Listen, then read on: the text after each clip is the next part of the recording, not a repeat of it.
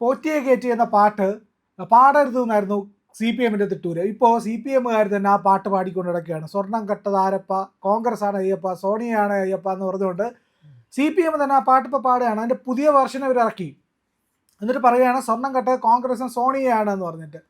പക്ഷേ ഇവർ ഈ പറയുന്ന തദ്ദേശ സ്വയംഭരണ തെരഞ്ഞെടുപ്പിൻ്റെ സമയത്ത് പറഞ്ഞത് ഈ പാട്ട് പാടുന്നത് പാടിയ കേസെടുക്കും. അതായിരുന്നു. ഇപ്പോൾ നിലപാട് മാറ്റി. ഇവർക്ക് എന്തു ആകാം, ഒരു ഉളുപ്പില്ലായ്മ CPM-നുണ്ട്. അത് ഇവർ തെളിയിച്ചുകൊണ്ടിരിക്കുകയാണ്. അല്ല, അത് ഈ പാട്ട്, അതായത് ഇപ്പോൾ സ്വർണം കെട്ടത് സോണിയ എന്നൊക്കെ പറഞ്ഞ പാട്ടില്ല, അത് പാടരുതെന്ന് അവരുടെ പാർട്ടി സെക്രട്ടറി എന്നെ നേരിട്ട് പറഞ്ഞിട്ടുണ്ടല്ലോ.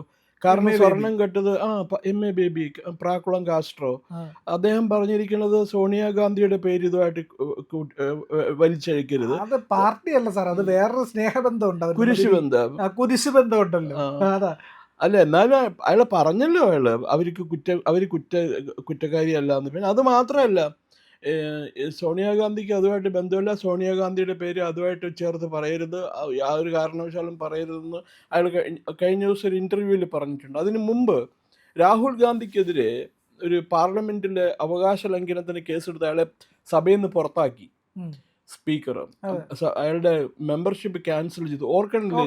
എന്നിട്ട് അയാൾ പാർലമെൻറ്റിലെ അയാൾക്ക് MP എന്നുള്ള രീതിയിൽ കിട്ടിയിരുന്ന വീട് അയാൾക്ക് ഒഴിഞ്ഞു കൊടുക്കേണ്ടി വന്നു. അതൊക്കെ ഇവിടുത്തെ എല്ലാ മാധ്യമങ്ങളും വലിയ എന്താ പറയണേ വാർത്തയാക്കി നാടകീയമായിട്ടൊക്കെ പ്രക്ഷേപണം ചെയ്തു.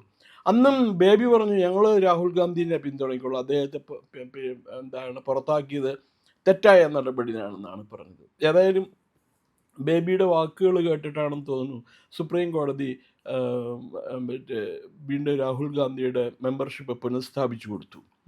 അതിന് അവർക്ക് നന്ദിയുണ്ട്. പിന്നെ ഇവിടെ വന്ന് പറയണ മുഴുവനും CPM-ഉം കോൺഗ്രസും തമ്മിൽ ഇവിടെ വന്ന് പറയുന്ന പ്രത്യാരോപണങ്ങളെല്ലാം തന്നെ ഒരു വെൽവെറ്റ് ഗ്ലൗസ് ഇട്ടിട്ടുള്ള ഇടിയാണ് എന്ന് പറഞ്ഞാൽ അറിയില്ലേ? വെൽവെറ്റ് ഗ്ലൗസ് ട്രീറ്റ്മെൻറ്റ്, വേദന എടുക്കില്ല. അപ്പം ഞാനിപ്പോൾ വെൽവെറ്റ് ഗ്ലൗസ് ഇട്ടിട്ട് ആണ് അങ്ങേ പഞ്ച് ചെയ്യുന്നുണ്ടെങ്കിൽ അത് സ്നേഹം കൊണ്ട് ചെയ്യുന്നതാണ്. ഇപ്പം അവർക്ക് അതാണല്ലോ, കോൺഗ്രസ്സുകാർക്ക് ഒരു പ്രത്യേകത ഉണ്ട്, സ്നേഹത്തല്ല് അങ്ങനെയൊക്കെ ഉണ്ട്. അപ്പം അതേ ആ രീതിയിലേ ഉള്ളൂ. പിന്നെ CPM-ന് ഒരേ ഇഷ്യൂവിൽ ഒരു തവണ 4ഉം 5ഉം നിലപാടുണ്ടാവും, അടുപ്പിച്ച് ചിലപ്പോൾ മാറിപ്പോൾ. ഒരു കാലത്ത് അവർ യൂണിഫോം സിവിൽ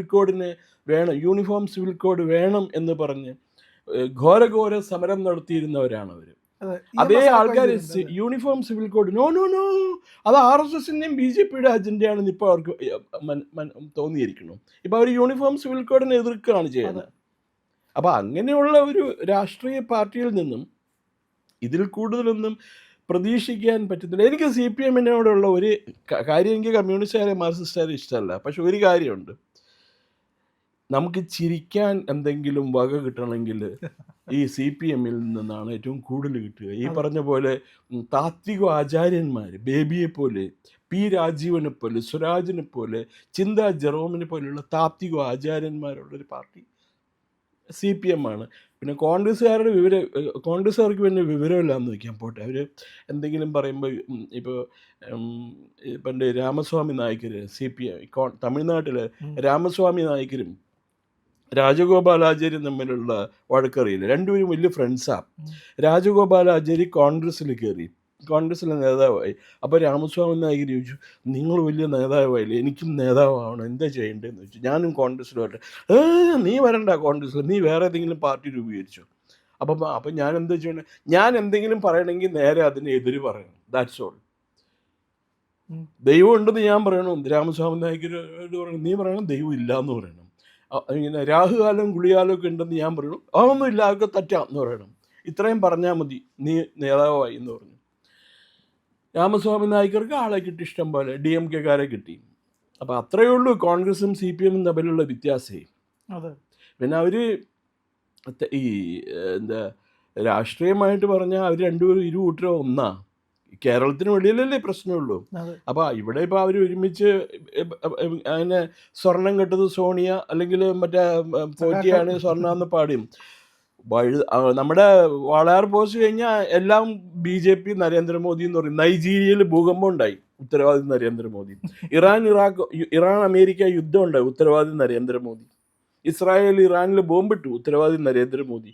ഇത് മാത്രമേ അവർക്ക് പറയാനുള്ളൂ, വേറെ ഒന്നും പറയാനില്ല.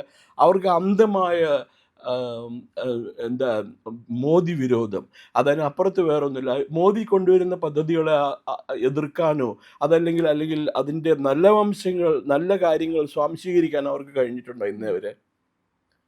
അഫ്ഗാനിസ്ഥാനിൽ ഭൂകമ്പം നരേന്ദ്രമോദി ആരണ ഉടനെ തന്നെ പറയൂ അവരത്. It's better.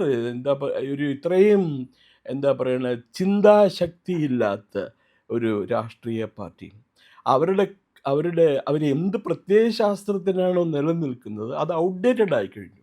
അതിൽ അങ്ങേപ്പുറത്ത് നിൽക്കണവർ ഒരു കാലത്ത് ഇന്ത്യൻ നാഷണൽ കോൺഗ്രസ് ആയിരുന്നു, ഇപ്പോൾ അത് ഇറ്റാലിയൻ നാഷണൽ കോൺഗ്രസ് ആയി. ഒരു കാലത്ത് ഓൾ ഇന്ത്യ കോൺഗ്രസ് കമ്മിറ്റി ആയിരുന്നു, അതിപ്പോൾ ഓൾ ഇന്ത്യ ക്രിസ്ത്യൻ കമ്മ്യൂണിറ്റി ആയി. ഇതിൽ കൂടുതൽ നമുക്ക് എന്താ പറയാൻ പറ്റുക അവരെ കുറിച്ച്? CPM എടുത്തിരിക്കുന്ന നിലപാടെന്ന് പറഞ്ഞു കഴിഞ്ഞാൽ ഈ പാട്ട് അവർക്ക് ഭയങ്കര അലർജി ആയിരുന്നു. കേട്ട് കഴിഞ്ഞാൽ ഇവർക്ക് ചെവിയൊക്കെ പൊട്ടിപ്പോകും, ചെവിയിൽ നിന്ന് ചോര വരുമായിരുന്നു, അതുകൊണ്ട് അതിന് പാടാൻ പാടില്ല എന്നായിരുന്നു പറഞ്ഞിരുന്നത്. അങ്ങനെ നടന്നിരുന്ന CPM ഈ പാട്ട് ഇപ്പോൾ പാടുകയാണ്. ഇപ്പോൾ ഇലക്ഷൻ 2 ദിവസം മാത്രം ബാക്കിയുള്ളപ്പോൾ ഈ പാട്ട് പാടിക്കൊണ്ട്, ഇന്നത്തെ കലാശക്കൊട്ടിലെ മെയിൻ തീം ഇവർക്ക് ഈ പാട്ടാണ്. സ്വർണം കെട്ടത് കോൺഗ്രസ്, ഭഗവാന്റെ ധനം മുക്കിയത് സോണിയ എന്നൊക്കെ അവർ പാടുന്നുണ്ട്. പക്ഷേ ഇത് ആൾക്കാരുടെ കണ്ണിൽ പൊടിയിടാനുള്ള പരിപാടി മാത്രമാണെന്ന് എല്ലാവർക്കും അറിയാം. കാരണം സാറി നേരത്തെ പറഞ്ഞതുപോലെ വാളയാറ് കഴിഞ്ഞാലോ ഇല്ലെങ്കിൽ കളിയിക്കാവള കഴിഞ്ഞാലോ ഇവർ തോളി കൈയിട്ട് ഒരുമിച്ച് മുദ്രാവാക്യം വിളിച്ച് നടക്കുന്നവരാണ് എന്നുള്ളതാണ് ഇതിനകത്തുള്ള വസ്തുത. അപ്പോൾ ഇത് ജനങ്ങൾക്ക് മനസ്സിലാകാതിരിക്കാൻ വേണ്ടിയിട്ടുള്ള ഒരു ഗിമ്മിക്ക് മാത്രമാണ് ഈ പറയുന്ന പാട്ട്. അത്രയേ ഉള്ളൂ, അല്ലാണ്ട് വേറെ ഒന്നുമില്ല. എന്താ ഇവർ തമ്മിലുള്ള രാഷ്ട്രീയ വ്യത്യാസം? എന്താ ഇവർ തമ്മിൽ? ഈ ഒരു കൂട്ടർ പരസ്യമായിട്ട് പരസ്പരം എതിർക്കും. അവർ അകത്ത് കയറി കഴിഞ്ഞാൽ they are friends, they are good friends. ഈ ചക്രവർത്തി പോരെന്നൊക്കെ പറയുന്നത് ഇത് നാട്ടുകാരെ ഇമ്പ്രസ് ചെയ്യാൻ വേണ്ടി, പ്രത്യേകിച്ച് കേരളത്തിലുള്ള ജനങ്ങളെ കൺവിൻസ് ചെയ്യാൻ വേണ്ടിയിട്ടാണ്. ഇന്ന് കേരളത്തിന് വെളിയിലുള്ള ജനങ്ങൾ, ഇപ്പോൾ തമിഴ്നാട്ടിലാണെങ്കിലും കർണാടകത്തിലാണെങ്കിലും ആന്ധ്രാപ്രദേശിലാണെങ്കിലും CPM-ഉം കോൺഗ്രസും ഫ്രണ്ട്സാണ്. ഇപ്പോൾ ബംഗാളിൽ ഇലക്ഷൻ നടക്കുന്നുണ്ട്, ബംഗാളിൽ 2 കൂട്ടരും മത്സരിക്കുന്നുണ്ട്. അത് ഈ പറഞ്ഞ പോലെ സ്നേഹപ്പോരാണ്, ഈ സ്നേഹത്തള്ളു പോലെ സ്നേഹപ്പോരാണ് ഇത് ബംഗാളിൽ നടക്കുന്നത്. അവർക്ക് പരസ്യമായിട്ട് പറയാനും ധൈര്യം വേണം, ഞങ്ങളൊരു സഖ്യകക്ഷികളാണ്, ഞങ്ങളൊരു അലയൻസ് ആണെന്നുള്ളത്. പിന്നെ അതുമാത്രമല്ല, ഇന്ത്യയെ സംബന്ധിച്ചിടത്തോളം ഇത്ര രാഷ്ട്രീയ പാർട്ടികളുടെ ഒന്നും ആവശ്യമില്ല. കമ്മ്യൂണിസ്റ്റ് പാർട്ടിയുടെ റെലവൻസ് നഷ്ടപ്പെട്ടു, ഔട്ട്ഡേറ്റഡ് കാലഹരണപ്പെട്ട പ്രത്യയശാസ്ത്രം കൊണ്ടാണ് അവർ നടക്കുന്നത്. അവർക്ക് ചെയ്യാവുന്ന ഏറ്റവും നല്ല കാര്യം ആ കമ്മ്യൂണിസ്റ്റ് പാർട്ടി പിരിച്ചുവിട്ട് ഇറ്റാലിയൻ നാഷണൽ കോൺഗ്രസിൽ ലയിക്കുക എന്നുള്ളതാണ് അവർക്ക് ചെയ്യാവുന്നത്. തീർച്ചയായിട്ടും അത് മാത്രമാണ് ഇനിയുള്ളൊരു പോം വഴി എന്നുള്ളതാണ്. പക്ഷേ ഈ ഇലക്ഷന് അവർക്ക് ഗിമ്മിക്കുകൾ കാണിച്ചേ പറ്റുള്ളൂ, ഇല്ലാതെ പിടിച്ചു നിൽക്കാൻ കഴിയില്ല എന്നുള്ളതാണ്. കാരണം പ്രിയങ്ക വരുമ്പോഴും രാഹുൽ വരുമ്പോഴും ഒക്കെ അവർക്ക് ഒപ്പം ഇവിടെ നിൽക്കാൻ പറ്റില്ലെങ്കിലും അതിർത്തി കടന്നിട്ടെങ്കിലും ഒരുമിച്ച് നിൽക്കാൻ പറ്റുമെന്നുള്ളൊരു ആശ്വാസത്തിൽ ഇവിടെ ദുഃഖിച്ച് നിൽക്കുകയാണ്. പ്രത്യേകിച്ച് MA ബേബി വിളിച്ചു പറഞ്ഞത് അതാണ്. അതായത് സോണിയ ഇതിലൊന്നും പറയരുത്, ഒരു വക സോണിയെ പറ്റി പറയരുത്, സോണിയ അങ്ങനെയൊന്നും ചെയ്തിട്ടില്ല എന്ന് പറയുന്ന MA ബേബിയുടെ സ്നേഹം ഇപ്പം സഖാക്കളൊന്നും മറന്നിരിക്കുന്നു എന്നുള്ളതാണ്. ഇപ്പം അത് മാത്രമല്ല, ഇപ്പം ഏതെങ്കിലും ഒരു ദേശീയ തലത്തിലുള്ള കോൺഗ്രസ് നേതാവിനെതിരായിട്ട് CPM-കാരെന്തെങ്കിലും പറഞ്ഞിട്ടുണ്ടോ? ഇല്ല.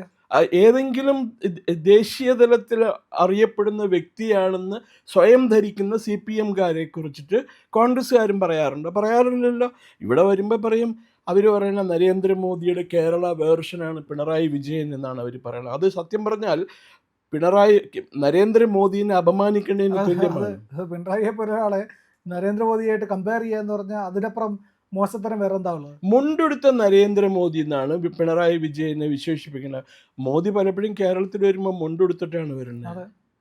പിണറായി വിജയൻ മോദി എവിടെ നിൽക്കുന്നു? രണ്ടുപേരും 2 എക്സ്ട്രീമിലുള്ള ഒരു വലിയ ഉയരത്തിൽ നിൽക്കുന്ന മഹാനായ നരേന്ദ്രമോദിയും പിണറായി വിജയൻ തമ്മിൽ കമ്പയർ ചെയ്യുന്നത് കോൺഗ്രസിന് മാത്രം പറ്റുന്ന ഒരു പ്രതിഭാസമാണ്.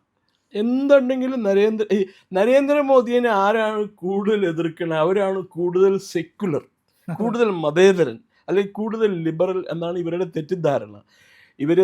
നരേന്ദ്രമോദിയുടെ ശത്രുക്കൾ വരെ നരേന്ദ്രമോദിയെ ഇവരെ എതിർക്കുന്ന കാണുമ്പോൾ ഉള്ളിൽ ചിരിക്കുന്നുണ്ടാവും, പൊട്ടന്മാരെന്ന് കരുതിയിട്ട്. അതെ.